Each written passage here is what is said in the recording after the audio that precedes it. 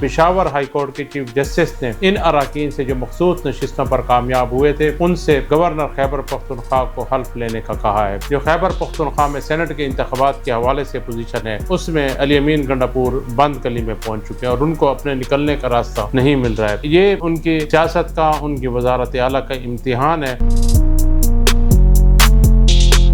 علی امین گنڈاپور کا مستقبل کیا ہونے جا رہا ہے؟ کیا وہ مزید وزیر اعلیٰ رہ پائیں گے یا اسمبلی کے اندر ان کو اپنی جماعت کی جانب سے مزاحمت کا سامنا کرنا پڑے گا؟ اپوزیشن مخصوص نشستوں میں ایک بہت بڑا کوٹا لے کر چلی گئی ہے اور سینٹ میں بھی وہ ایک بڑا کوٹا لے کر جا رہی ہے۔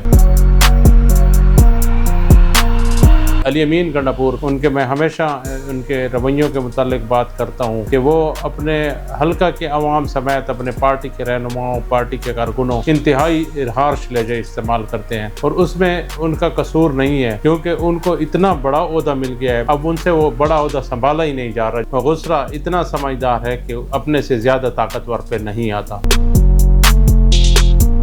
گالیاں دیتے ہیں، دوسرے لفظوں میں آپ بیٹھ کے ان کے ساتھ معاملات طے کرتے ہیں، تو آپ کو بھی اپنی ایک پالیسی واضح کر لینی چاہیے کہ آپ لوگوں نے خود کرنا کیا ہے۔ تو ایسی صورت میں پی ٹی آئی جو ہے وہ خیبر پختونخوا میں تقسیم کار ہو چکی ہے۔ بسم اللہ الرحمن الرحیم۔ خیبر پختونخوا اسمبلی میں سینٹ کے انتخابات انتہائی دلچسپ صورتحال اختیار کر گئے ہیں۔ آج صبح ہونے والے صوبائی اسمبلی کے اجلاس میں کورم کا بہانہ بنا کر نئے مخصوص نشستوں پر منتخب ہونے والے ممبران اسمبلی سے حلف نہیں لیا گیا ہے۔ یہ اس کے پیچھے کیا معاملات ہیں، اپوزیشن اور حکومت کے درمیان کیا گٹھ جوڑ ہوا ہے، کیا معاملات طے پائے ہیں اور اس کے ساتھ ساتھ اس کا فائدہ اپوزیشن کو کتنا ہے، حکومت کو نقصان کتنا ہے، حکومت نے اپنی ساکھ بچانے کے لیے کیا معاملات طے کیے اپوزیشن کے ساتھ، تمام تر صورتحال سے آپ کو آگاہ کرتے ہیں۔ لیکن اس وقت دلچسپ صورتحال مزید بھی پیدا ہو چکی ہے کہ پشاور ہائی کورٹ کے چیف جسٹس نے ان اراکین سے جو مخصوص نشستوں پر کامیاب ہوئے تھے ان سے گورنر خیبر پختونخوا کو حلف لینے کا کہا ہے، اور جب شاید یہ آپ پروگرام سن رہے ہو تو ان کا حلف برداری کی تقریب منعقد ہو چکی ہو۔ اب اس میں جو صورتحال بنی ہے وہ خیبر پختونخوا کے وزیر اعلیٰ علی امین گنڈاپور بہت برے طریقے سے پھنس چکے ہیں۔ علی امین گنڈاپور آپ نے دیکھا ہوگا کہ گزشتہ کچھ عرصے سے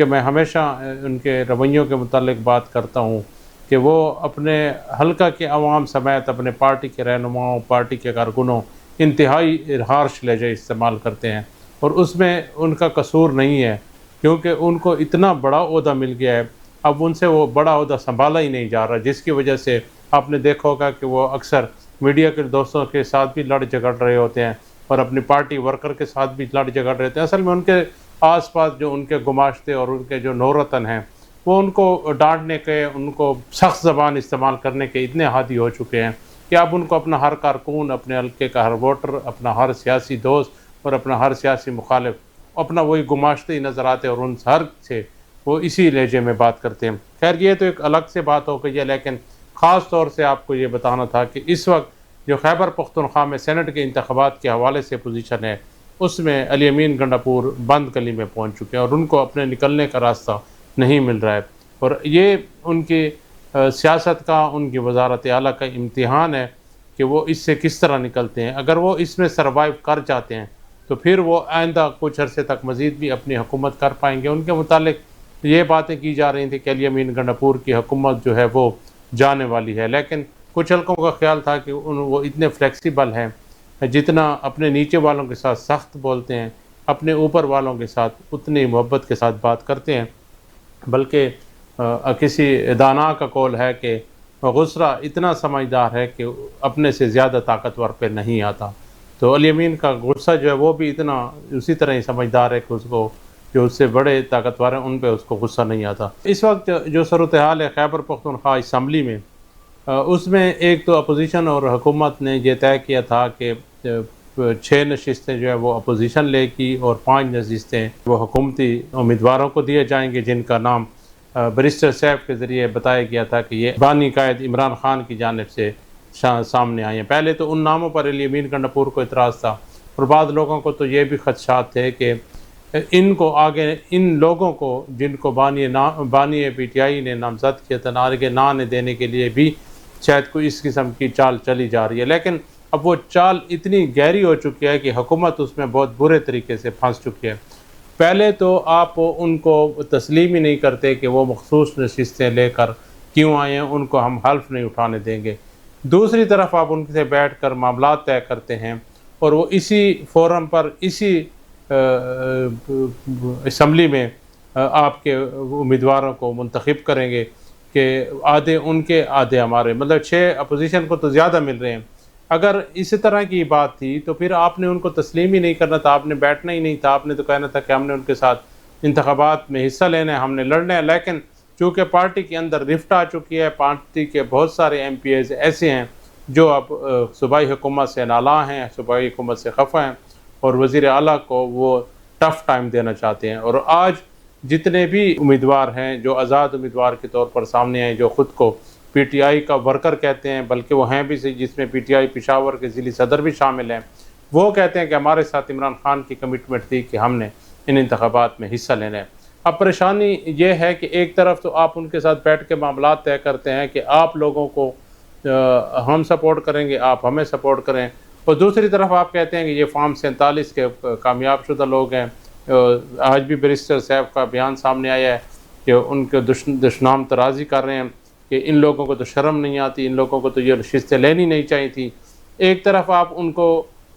سخت زبان استعمال کرتے ہیں، دوسرے لفظوں میں کہ گالیاں دیتے ہیں، دوسرے لفظوں میں آپ بیٹھ کے ان کے ساتھ معاملات طے کرتے ہیں، تو آپ کو بھی اپنی ایک پالیسی واضح کر لینی چاہیے کہ آپ لوگوں نے خود کرنا کیا ہے۔ جب گورنر حلف اٹھائیں گے ان مخصوص نشستوں کے کامیاب امیدواروں کا، تو پھر تو معاملہ یقیناً صوبائی اسمبلی میں ہی جائے گا،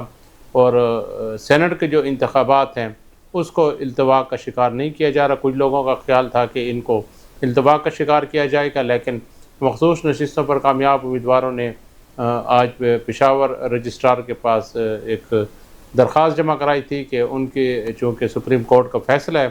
تو ان سے حلف لیا جائے، اور حلف جو ہے وہ صوبائی اسمبلی میں ان سے نہیں لیا جا رہا کورم کا